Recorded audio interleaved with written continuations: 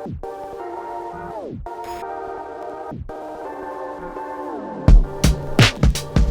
guys, welcome back to my channel. Returning subscribers, you are appreciated. Thank you for your love and support. If you are new here guys, you are welcome. In this video I want to jump right in and talk about how you can come to Canada as a caregiver. This is a requested video by so many of you. You come into my inbox on Facebook and you want to know how you can come to Canada as a caregiver. I know right now there's a lot of changes that are happening, like in the express entry game, with 16 new occupations that have been added for people who can apply for permanent residence in Canada through the express entry program. And among those 16 occupations, there are nurse aides. So guys, caregiving and nurse aid, it's almost more or less the same thing. So if you've done your nurse aid course, the good news guys is that now you can apply for permanent residence through the express entry program, which was not possible before. But anyway, this is not the purpose of this video. In this video, I want to explore two pathways that caregivers can use to come to Canada. There used to be so many programs before that caregivers could use when they want to come to Canada, but some of them, they've already ended, and right now there are two programs that are running. The first program, we have what is called the Home Support Worker Pilot Program. This is for people who come to Canada and work with elders or seniors. The second program is the Home Child Care Provider Pilot.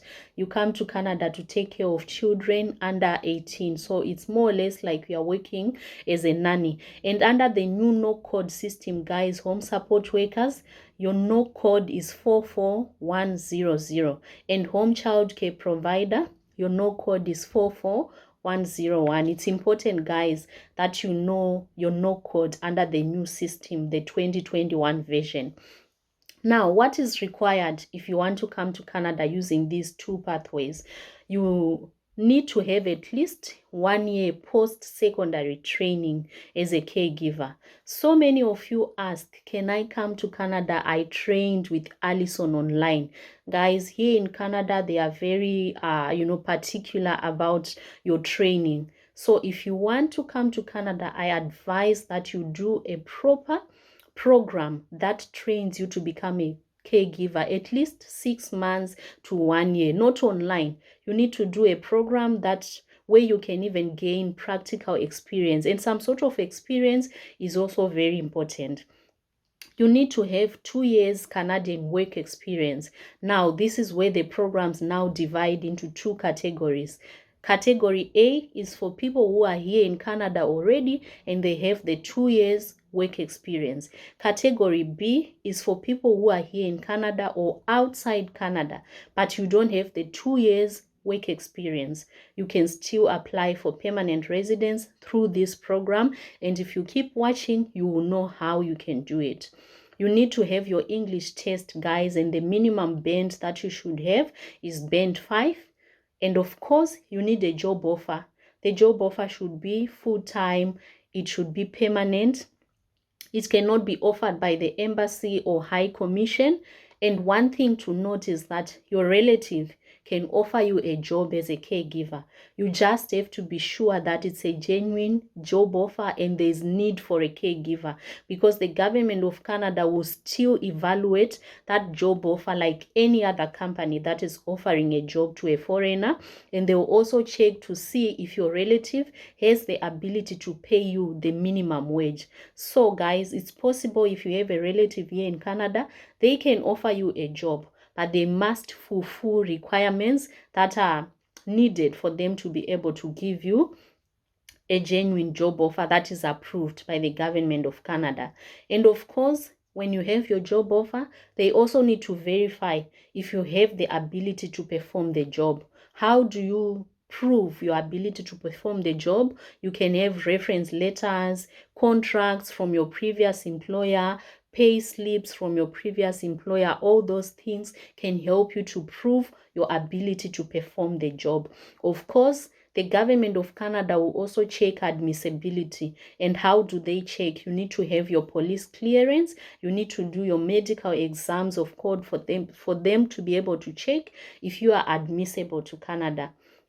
What then happens is once you have your job offer, you apply for what they call an occupation restricted open work permit.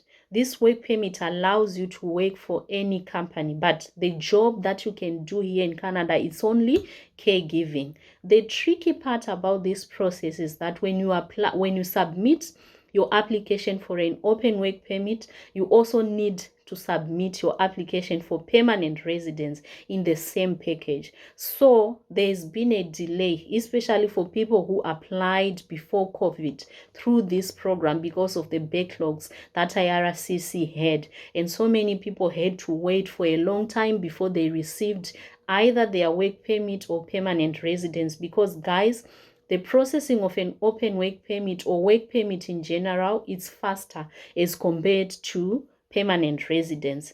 So this is how this process goes. You find a job in any province here in Canada, and once you have your job, you apply for a work permit, and at the same time you apply for permanent residence. Some of you, I know, you will begin to ask, how do we find the jobs?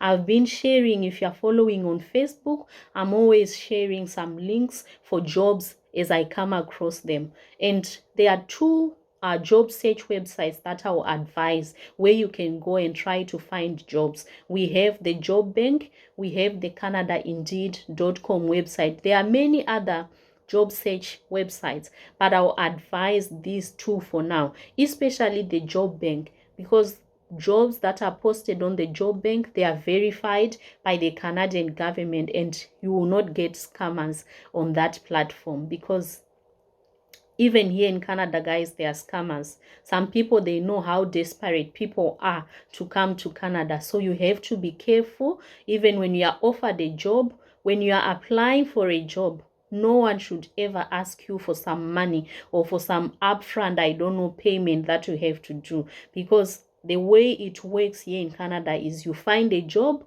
and then you have to process your work permit yourself, unless you decide to use the services of an immigration consultant or a lawyer. And one other advice that I can give when it comes to job searching, guys, is you can find jobs in rural areas.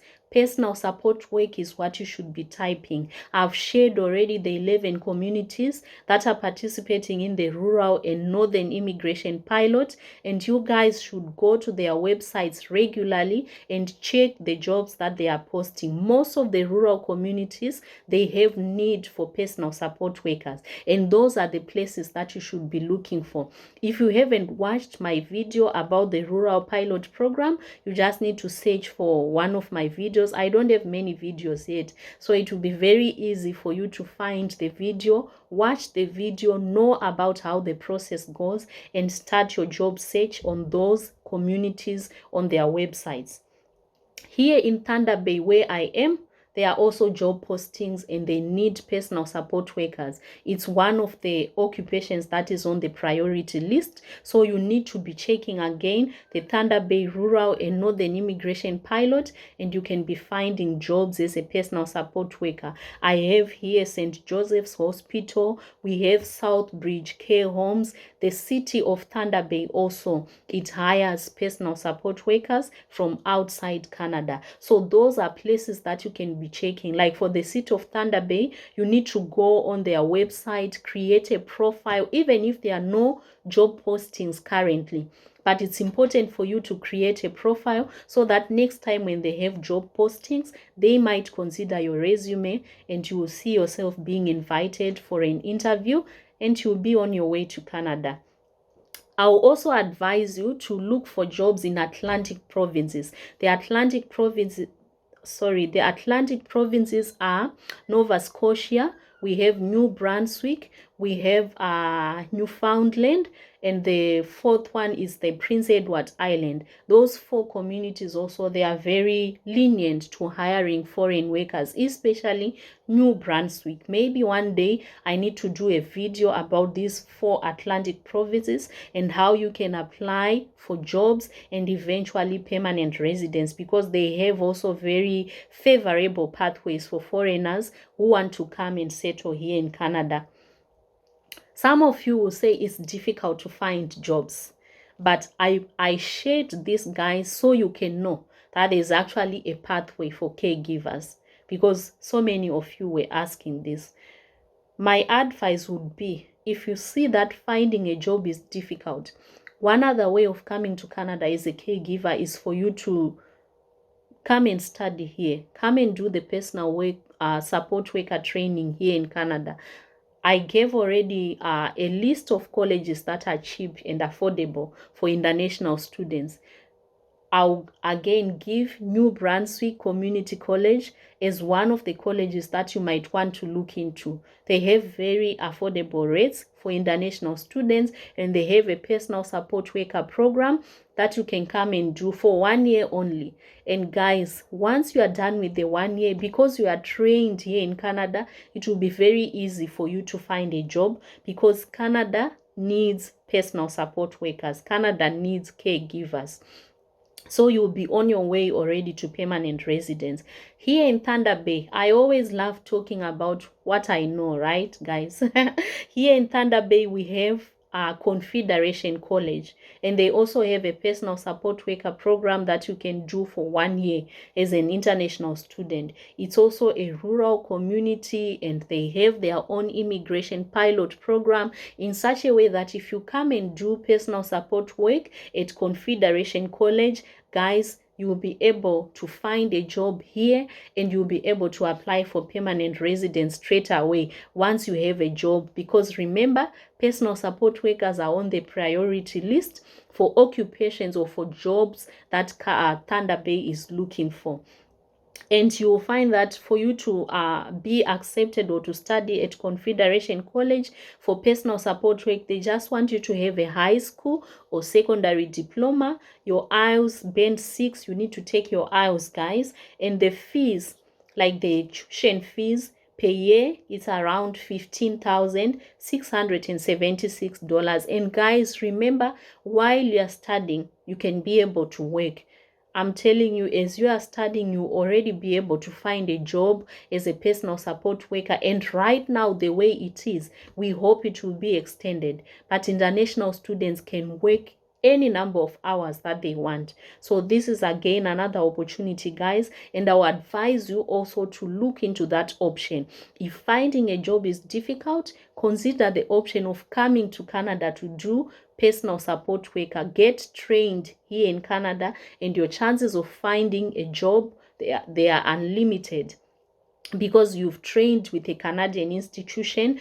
And anyway, who knows, the sky is the limit. Maybe once you are done training as a personal support worker and you are working, you have your permanent residence, you might think of doing nursing so that you become a registered nurse. And again, once you become a registered nurse, guys, your options are unlimited, salary wise and even satisfaction, if this is something that you love doing.